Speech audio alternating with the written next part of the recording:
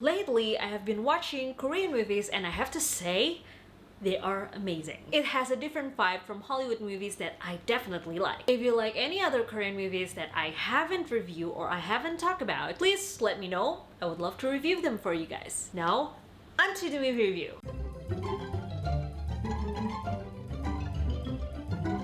Good morning, afternoon, evening everyone. Hi, my name is Myra and welcome back to my channel.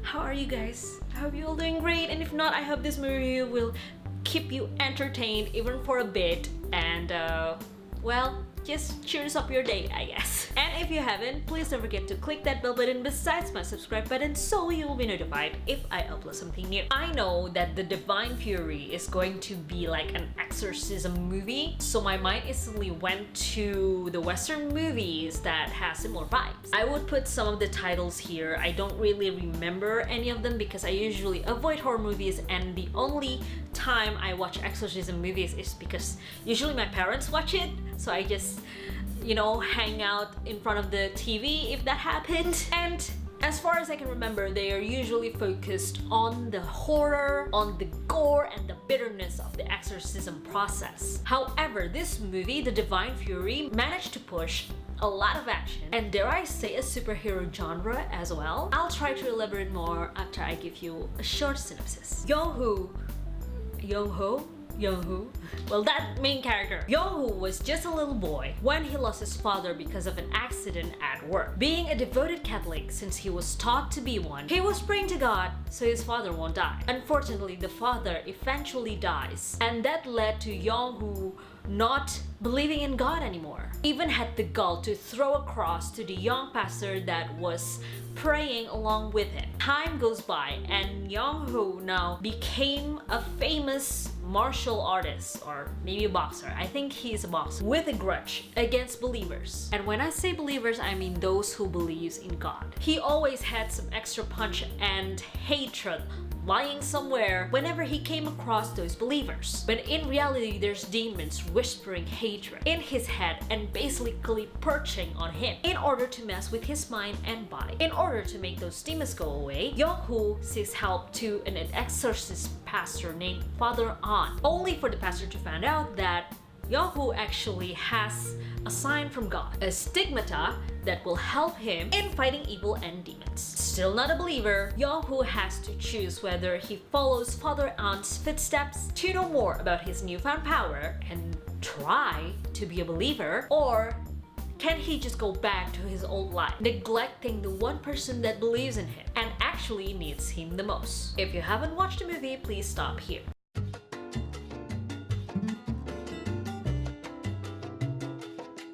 I don't mention this very often, but I actually am raised and, well, was raised as a Catholic. Therefore, I am quite familiar with the term that they throw around in this movie when it comes to religion. If you don't understand or if you are confused, first and foremost, the wound that is in Young-hoo's hand, it's called a stigmata, which is a sign or that similar with Jesus' wound from when he was crucified, and usually only happens to believers. I have to be honest that I have never heard the prayers that Father Ans did to exorcise the demons, but it was in Latin, so it might be true. I don't know. If any of you are more familiar about this than me, please let me know. Leave a comment down below, correct me, that's okay.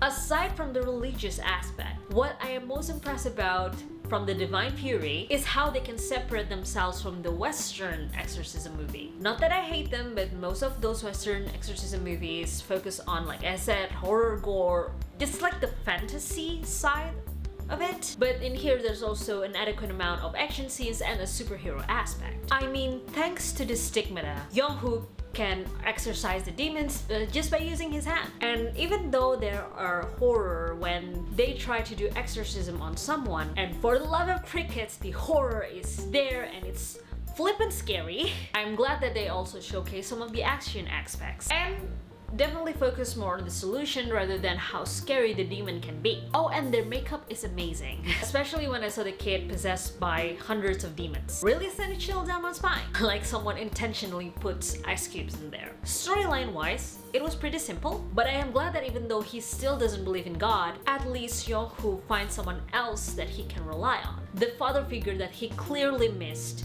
ever since he lost his father. Oh, but I do have something to say about Jisin's transformation, and I meant I was talking about this main antagonist, which is the Dark Bishop. His Korean name is Jisin. I know that he is supposed to be a snake, but damn!